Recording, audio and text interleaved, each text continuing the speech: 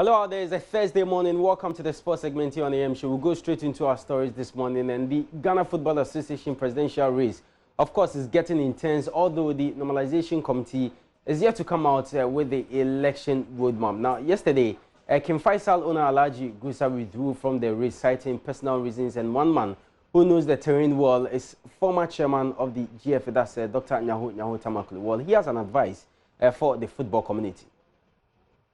I believe strongly, looking carefully at what the FA went through, I think the football community have to be very careful so that they don't rush into things. The fact that what the normalization group came out with, to me, was okay, but they should have had a look at it carefully before really coming out to support. That's point number one that I noticed. It appears there's a lot of rush. People want to take certain places and certain positions, and that is dangerous for football in this country. If we are not careful, we get back to square one. I also believe strongly that the football is going to really survive. And we shouldn't forget one thing. Football is all about the players. If the players are not really looked after properly, then we have no football. But it appears as if the individuals are rather becoming those who benefit from football in this country. And I think that is helpful.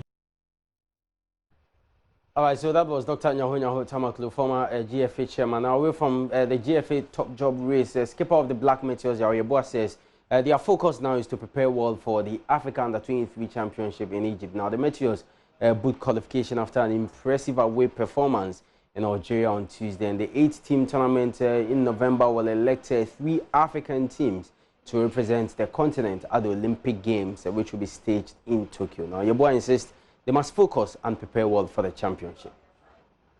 We focused on the AFCON in Egypt, and for me, we are ready. You understand? We have a time to rest, and not to also think about the other teams that qualified. I think this tournament is going to be a great tournament, because you can see the big countries like Senegal, Cote d'Ivoire, Nigeria, South Africa, everybody. They all qualified yesterday, and they are coming. For me, it's going to be a great tournament and a great challenge for us as well. All right, so that was Black Meteors skipper Yariboa speaking there. They are expected to be in town this afternoon, of course, after what they did in Algeria. I think it will be right and proper that we get some supporters group to the airport to welcome the Black Meteors team. Well, let's stay with football, and Ashanti Gold are set to wrap up preparations tomorrow ahead of the CAF Confederation Cup game with Moroccan side, that's RS Berkane over at the Obuasi Lenkley Stadium. Well, a must-win for the Miners in their quest of making the next stage of the competition, as they can now go live to the phone lines and speak to a member of the communications team of the club, that's Nuhu Adams Mohammed. Nuhu, thanks so much for your time this morning. In terms of preparations, what's been done and how are we looking forward to the game on Saturday? Well, we've intensified our preparations. We played the Mayut over the weekend. We got 4-0, but we are doing our best to make sure we get a result that will give us an advantage going into the second in 2 weeks' time.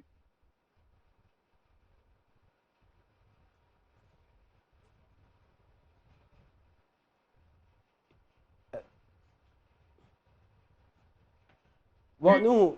So you talked about preparations, which of course is going very well. I read a story that Ajiman is injured. Is that true? Well, he's trying to be fit. The medics are on him.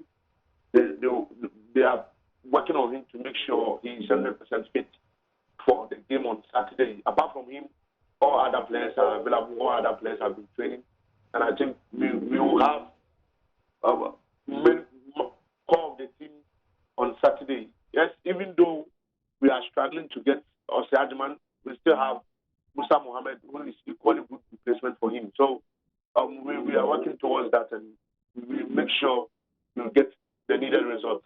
In terms of RS Berkane, they've been in town since Monday. What's their itinerary like? Hello, Nuhu. Hello. Yes, I was asking about RS Berkane. They've been in town for some time. They came on Monday. Are they still in Kumasi or they are now in Obuasi now? Well, they decided to stay in Kumasi. So they are currently in Kumasi, lodging at the Golden Tulip Hotel. They will be training at Opoku School. On Friday, they'll come to Obuasi to train at the Lekle Sports Stadium at 3 p.m. Then go back to Kumasi and come back on Saturday to play against Ashanti Road. So that's what they prefer to do. They are staying in Kumasi for the entire game. Yeah. Okay. Well, but in terms of those that want to come to Obuasi to support Ashgood, or those that are in Obuasi to come, what would they need to know in terms of the gate fees? Well, the gate fees or the rates are very, very cool. The popular stand and center line is 15 cities. The VIP wings is 20 cities, and VIP is 30 cities. Let me go over it again. The popular stand and center line are 15 cities. The VIP wings 20 cities, VIP 30 cities. All right, no, thanks so much for your time this morning. Definitely we'll speak to you tomorrow ahead of that big game against RS Berkane. It's a CAF Confederation Cup game which will be played at the Obuasi Clay Stadium. Not forgetting about Asante Kotoko as well. They're also in action this weekend. That's the CAF Champions League. They come up against the Tour du Sahel at the Baba Yara Sports Stadium. More football news in the final stage of the Baby Jet Under-16 Championship got underway yesterday at the Samajan Sports Center here in Accra. That's at the Accra Academy, Soccer Center. Now, the championship is bringing together juvenile teams in Ghana and beyond to showcase their talent in the presence of top European football agents. Now, Black Stars General Captain Asamajan says this project is to ensure there are more talents for Ghana football. After we finish it, we're going to have a dream team that are going to go on tour to Europe, play tournaments. We are doing this for Ghana. We had one player, the best player who was voted the best player for the last year. He was in under 20 team for the Black Starlights. So we building something for the future. We all started the coast football. I'm also a Black Star player. Michael Essien, Sule Muntari, they started from there, and they also gave a lot of things to Ghana. You understand? So that is what we are doing. We are doing this for the future. We don't want football to die in Ghana, because Ghana is a football nation. We need to help the young ones to motivate them not to stop playing, because sometimes people end up on the street because they give up so easily. All right, Black Stars General Captain Asamajan. So the event is taking place at the Accra Academy Soccer Center. So if you're around that vicinity, you can pass by and support a worthy cause from now till 18th of this month. Well, away from the locals in Gary Neville and Giggs and Ashley Cole were among the stars that played in Vincent Kompany's testimonial as Manchester City legend 11 drew 2-2 with a Premier League legend side. Now, Kompany, who joined Anderlecht in the summer, played no part at the ETS Stadium due to a hamstring injury.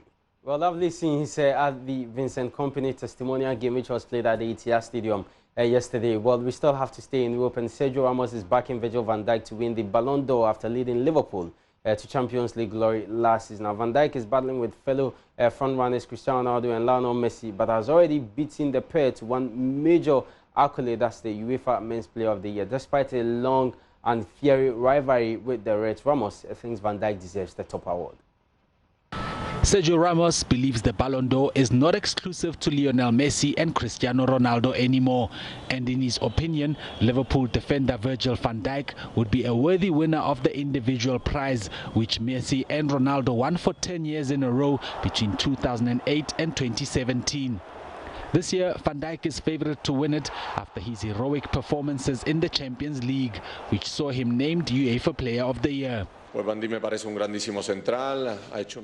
van Dijk is a great centre-back. He has played a very, very good season, and if he is there, it's because he deserves it.